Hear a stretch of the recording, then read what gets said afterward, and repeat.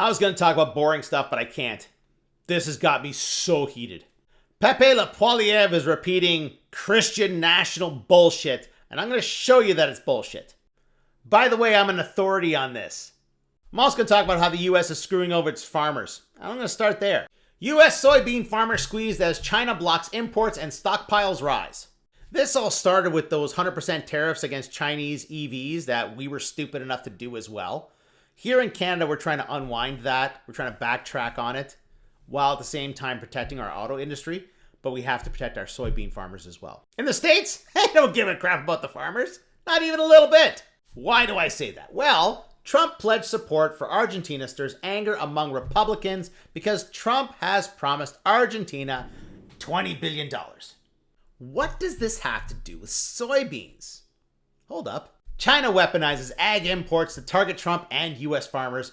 China's freeze on U.S. soybean purchases hits a key GOP constituency in the run-up to the 2026 midterm elections. China has not purchased any U.S. soybeans since May. Beijing has pivoted to suppliers in Brazil and Argentina.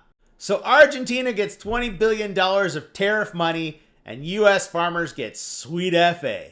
Will they find money to bail out these farmers? Well, given that the midterms are coming, they might. But still, it'll come out of the tariff money that they're squeezing out of other Americans. All right, now this Christian national bullshit that the Republicans told Pepe Le Poilievre to spread over here. Poilievre claims Christians may be the #1 victims of hate-based violence. Listen, this is a big pile of bullshit. I've been on the opposite end of hate-based violence because I'm Italian and white people used to hate us. I have never been on the receiving end of hate-based violence because I'm a Catholic. You could say some people don't know, but I literally wear it on my sleeve. That's a cross under there. See, I don't necessarily believe in God, but I believe in a concept called Pascal's wager. The wager is that it is better to live as if God exists and find out that he doesn't, than to live as if God does not exist and then find out that he does. But let's go on with this, because I got some more information to share. Because Pepe Le Poilievre says 100 churches have been burned. Oh, really? CBC News investigated church burnings between 2021 and 2023 and found 33 such incidents. 14 of those fires took place on First Nation reserves, and 13 were in small rural towns. Why is that important? Because you can buy a church, but not many people do. Why?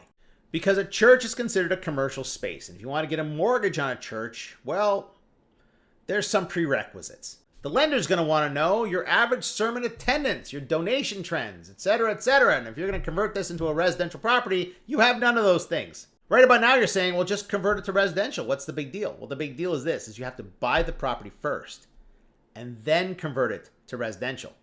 And if you can't get a mortgage, you can't buy the property in the first place. Now, quite a few times over the last few months, I've been talking about suspicious fires that can occur. A recent report from the Macdonald-Laurier Institute citing data tabled by the government in the House of Commons found 238 arson attacks on churches and other religious institutions. That's all religions, just so you know. Why would someone want to burn down a church? What kind of a person would burn down a church? Especially churches in very difficult to populate areas like First Nation reserves or small rural towns. This is all bullshit. Even he doesn't believe this bullshit. This is Christian national bullshit that he was told to spew by his handlers from the United States. And before someone talks about how we're not allowed to celebrate Christian holidays here in Canada, just remember that Christmas, the Roman Catholics stole that from the Romans who came before them.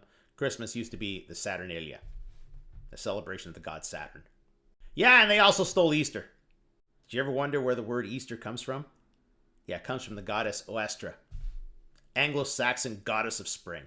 So please spare me. Yeah, Christians are not oppressed in Canada. We still have statutory holidays for two of the largest celebrations in that religion. And as a reminder, those two celebrations were stolen from other religions.